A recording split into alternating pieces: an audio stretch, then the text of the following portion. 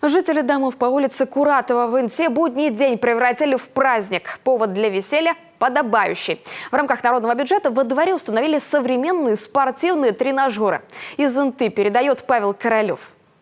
Я, ты, он, она, вместе целая страна, вместе дружная семья. В слове мы 100 000 я, большеглазых, озорных, черных, рыжих и льняных, грустных и веселых, в городах и селах.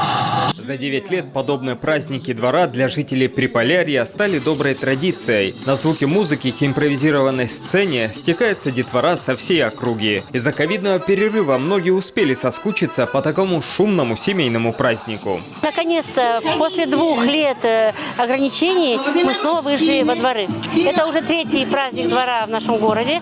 Надеемся, управляющие компании услышат просьбы жителей города, которые очень хотят, чтобы в каждом дворе проходил такой праздник. У жителей 70-го дома по улице Куратова двойной праздник. Они давно мечтали о полноценной спортивной площадке. С такой просьбой обратились в свою управляйку. Работники ЖЭКа провели опрос, разработали вместе с жильцами проект и приняли участие в народном бюджете. Как итог, во дворе установили комплекс уличных спортивных тренажеров под навесом. Есть площадка для занятия воркаутом и баскетбольный щит. Всего на проект потратили 752 000 рублей. Почти 90 000 собрали сами жители. Я житель данного района и очень рада, что в нашем районе появилась такая площадка.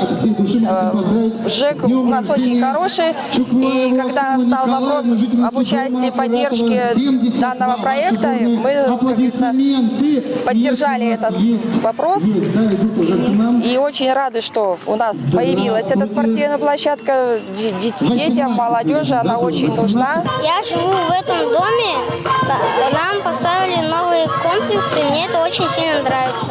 Каждый день здесь с детьми гуляем, площадка очень даже хорошую сделали. Каждый день здесь, я недалеко, здесь в 72-м живу. Презентовать обновленную спортивную площадку решено было в рамках праздника двора. Именно жители приложили максимум усилий, чтобы благоустроить свой двор. К слову, в микрорайоне проживает почти 600 человек, и не каждый двор может похвастаться таким комплексом. Поэтому покачаться на качелях и опробовать новые тренажеры приходят подростки даже из других районов города. Сами мы живем на Куратова 64. И часто очень ходим сюда, нам очень нравится, и дети все ходят. В планах продолжить благоустройство площадки и установить современное освещение. По словам мэра Инты Владимира Киселева, если работы не удастся провести в этом году, то в следующем они будут выполнены обязательно. Павел Королев, Ольга Доценко, Данил Макаров, телеканал Юрган, Инта.